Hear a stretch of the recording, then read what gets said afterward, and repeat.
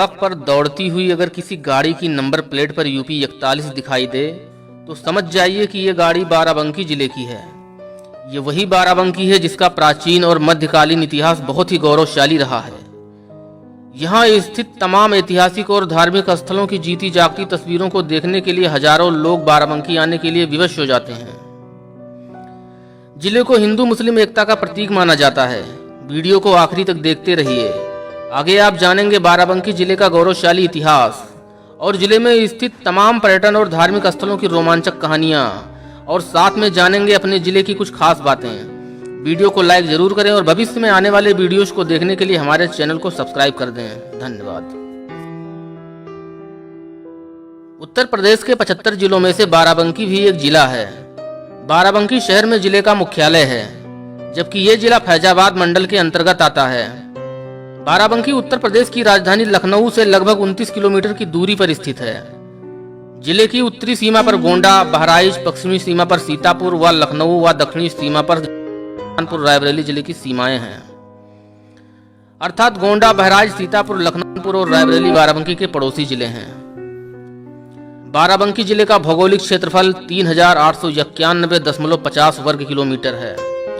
जिले की कुल जनसंख्या 2011 की जनगणना के अनुसार 32,60,699 सर्वे की गई थी, जिसमें 3,30,803 जनसंख्या शहरों में निवास करती है और 29,29,896 जनसंख्या ग्रामीण क्षेत्रों में निवास करती है। जिले में प्रति 1000 पुरुषों पर 910 महिलाएं हैं, अर्थात जिले का लिंगानुपात 910 है। जिले की साक्षरता दर 61.75% है, जिसमें पुरुष साक्षरता 70.27% एवं महिला साक्षरता दर 52.34% है। जिले में 6 तहसीलें, 15 विकासखंड तथा राजस्व ग्रामों की संख्या 1845 है। जिले में एक लोकसभा क्षेत्र बाराबंकी है। एवं इसी जिले का कुछ भाग फैजाबाद लोकसभा क्षेत्र के अंतर्गत आता है।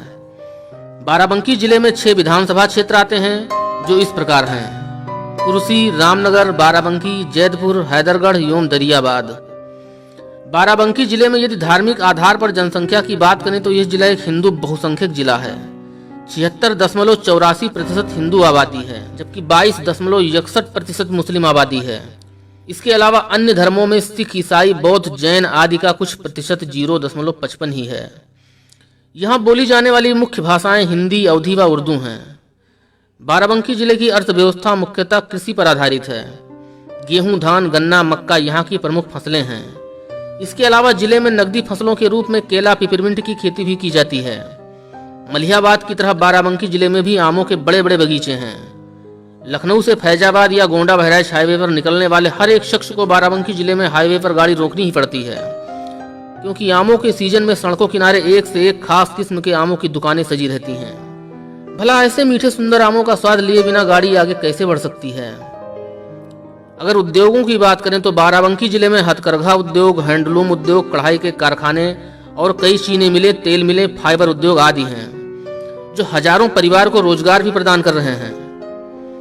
बाराबंकी जिले में प्रमुख रूप से बहने वाली नदियों में घाघरा, गोमती, कल्याणी, रेठ एवं जमुरिया आदि नदियां हैं। घाघरा नदी इनमें से सबसे बड़ी नदी है। बरसात के महीनों में घाघरा नदी जनपद के कई हिस्सों में बड़े पैमाने पर कटान करती है, जिसमें सैकड़ों बीघे कृषि योग्य भूमि घाघरा में कट जाती है। पूर्वांचल के प्रवेश द्वार के नाम से जाना जाने वाला जनपद बाराबंकी को साधु संतों की तपोभूमि, स्वतंत्रता सेनानियों की समर भूमि तथा साहित्यिक कवियों की पावन भूमि होने का गौरव प्राप्त है। बाराबंकी का नाम बाराबंकी कैसे पड़ा, इस संबंध में कहा जाता है कि यही भगवान वाराह का अवतार हुआ था, इसलिए इसको बाणहन्या कहा गया। कालांतर में अपभ्रंश होकर बाराबंकी हो गया। एक और प्रचलित कहानी के अनुसार प्राचीन काल में यहाँ 12 वन हुआ करते थे, इसलिए इसका नाम बाराबंकी पड़ा। पहले यह जिला दरियाबाद के रूप में जाना जाता था। बाराबंकी शहर भी इसी दरियाबाद जिले का हिस्सा हुआ करता था। जिले का मुख्यालय भी दरियाबाद में ही हुआ करता था। सन 1859 में जिले के मुख्यालय को नवाबगंज कर दिया गया। वर्तमान में नवाबगंज बाराबंकी जिले की एक तहसील है।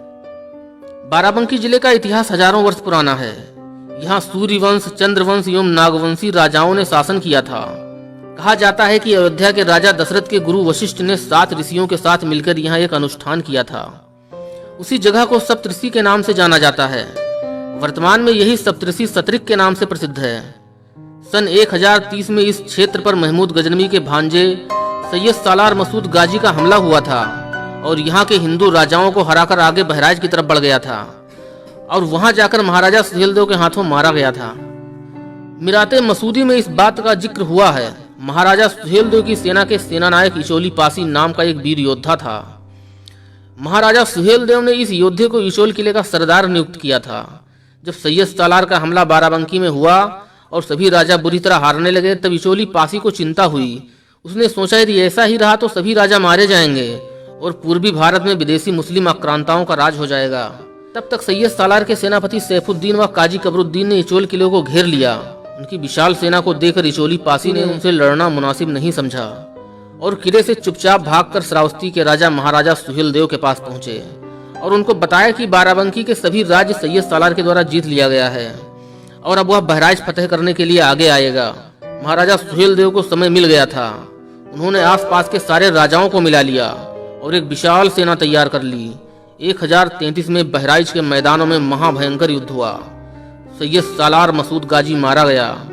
इस युद्ध में इचोली पासी ने काफी अहम भूमिका निभाई थी। इन्हीं के नाम पर इचोली नामक स्थान आज भी बाराबंकी जिले में मौजूद है। मुगलों के शासनकाल के समय बाराबंकी मुगलों के अधीन हो गया था। मुगलों ने बाराबंकी की सभी रियासतों को अवध के नवाबों को सौंप दिया था। अंग्रेजी शासनकाल में बाराबंकी अंग्रेजों का एक प्रमुख केंद्र हुआ करता था। यहाँ अंग्रेजी हुकूमत के बड़े बड़े आला अधिकारी रहते थे। चहलारी के राजा बलभद्र सिंह ने 1000 क्रांतिकारियों को लेकर यही अंग्रेजों पर धावा बोला था। अंग्रेजों से मुकाबला करते हुए महाराजा बलभद्र सिंह शहीद हो गए थे। उसके बाद बेगम हजरत महल नाना साहब से मिलकर आजादी की जंग जारी रखी थी। 1942 भारत छोड़ो आंदोलन में इस जिले के लोगों ने सक्रिय रूप से भाग लिया था।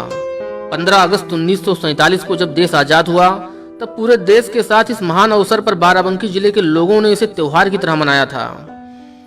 अब बात करते हैं बाराबंकी जिले के पर्यटन स्थलों की, जिसका दीदार करने देश विदेश के लोग आते हैं। जिला मुख्यालय से लगभग 13 किलोमीटर दूर देवा शरीफ में सूफी संत हाजी वारिस अली शाह की मजार है। यहाँ इनके पिता कुर्बान अली शाह की याद में हर साल 10 दिनों तक मेले का आयोजन किया जाता है। इस स्थान को पूरे देश में कौमी एकता की मिसाल माना जाता है। लोधेश्वर महादेवा रामनगर तहसील में लोधेश्वर महादेवा तीर्थ है। यहाँ स्थित भगवान लोधेश्वर नाथ मंदिर काफी प्राचीन है। ऐसी मान्यता है कि धर्मराज युधिष्ठिर ने अज्ञातवास के समय यहाँ पर एक शिवलिंग की स्थापना की थी। पूरे सावन में यहाँ श्रद्धालुओं की भारी भीड़ रहती है। महाशिवरात्रि एवं कजरी तीज पर लाखों शिव भक्त कांवरिया से जल लाकर भगवान भोले को जल अर्पित करते हैं। कुंतेश्वर महादेव बाराबंकी जिला मुख्यालय से 38 किलोमीटर दूर कुंतेश्वर महादेव का महाभारत कालीन एक मंदिर है। यह प्राचीन मंदिर सिरौली गोसपुर तहसील के किंतूर गांव में स्थित है। इस मंदिर में स्थापित शिवलिंग पांडवों की माता कुंती के द्वारा स्थापित किया गया था। पारिजात वृक्ष देवताओं का वृक्ष कहा जाने वाला पारिजात वृक्ष हजारों साल पुराना है। यह देव वृक्ष बाराबंकी जिले के किंतूर गांव में स्थित है। कुंती इसी पारिजात वृक्ष के फूलों को भगवान शिव को अर्पित करती थीं। कहा जाता है कि इस वृक्ष को अर्जुन स्वर्ग से लाए थे। इस वृक्ष के बारे में हरिवंश पुराण में कहा गया है कि एक प्रकार का कल्प वृक्ष होता है जो सिर्फ स्वर्ग में पाया जाता है। इस ऐतिहासिक वृक्ष को देखने दूर दराज के लोग आते हैं। कोटवा धाम सिरौली गौसपुर तहसील में स्थित कोटवा धाम तीर्थ में सतनामी संप्रदाय के प्रवर्तक रहे समर्थ स्वामी जगजीवन साहब की समाधि है। सभी धर्मों के लोग इनके अनुयायी हैं। बिहार, झारखंड व नेपाल के तमाम श्रद्धालु भी यहाँ आते हैं। सैलानी देवी मंदिर यह मंदिर डल्लू खेड़ा गांव में गोमती नदी के किनारे स्थित है। यहीं एक जलकुंड है जिसमें से निरंतर जल निकलता रहता है। मान्यता है कि देवी माँ इसी जलकुंड से प्रकट हुई थीं। लोगों में यह विश्वास है कि यहाँ स्नान करने से सभी रोग दूर हो जाते हैं। सिद्धेश्वर महादेव मंदिर बाराबंकी जिला मुख्यालय से 28 किलोमीटर दूर सिद्धौर नामक स्थान पर स्थित सिद्धेश्वर महादेव का प्राचीन मंदिर। इस जगह का नाम सिद्धौर भगवान सिद्धेश्वर के नाम पर ही रखा गया है। इस मंदिर में प्रत्येक शुक्रवार व सोमवार को भक्तों की भीड़ रहती है। बाराबंकी घंटाघर बाराबंकी घंटाघर यहाँ आने वाले पर्यटकों के लिए आकर्षण का केंद्र होता है। यह ऐतिहासिक घंटाघर शहर बाराबंकी के मध्य भाग में स्थित है। इसे बाराबंकी का प्रवेश द्वार माना जाता है। मसौली नामक ये ऐतिहासिक गांव बाराबंकी जिले में पड़ता है। यहीं प्रसिद्ध स्वतंत्रता सेनानी रफी अहमद किदवई का जन्म हुआ था। तमाम पर्यटक भारत के इतिहास और स्वतंत्रता संग्राम के बारे में जानने के लिए मसौली आते हैं। सतरिख, यहाँ सैयद सालार के पिता द्वारा बनवाया गया एक मकबरा भी है, जिसे बाराबंकी जिले का पसंदीदा पर्यटन स्थल एवं मुस्लिम धर्म स्थल के रूप में जाना जाता है। इसके अलावा बाराबंकी जिले का हर एक गांव, हर एक शहर ऐतिहासिक है। ऐसे तमाम जगहें हैं जिनका बीते इतिहास से गहरा संबंध है। इनमें से तो कुछ मौजूद हैं और कुछ गुजरते जमाने के साथ अपनी पहचान मिटा चुके हैं। उनके अवशेष जरूर देखने को मिल जाते हैं। वीडियो को लाइक करें, शेयर करें ताकि आपके जिले के बारे में दूसरे लोग भी जान सकें। हमारे चैनल को सब्सक्राइब करके बेल आइकन जरूर दबाएं। फिर मिलते हैं दूसरे वीडियो में, तब तक के लिए जय हिंद जय भारत।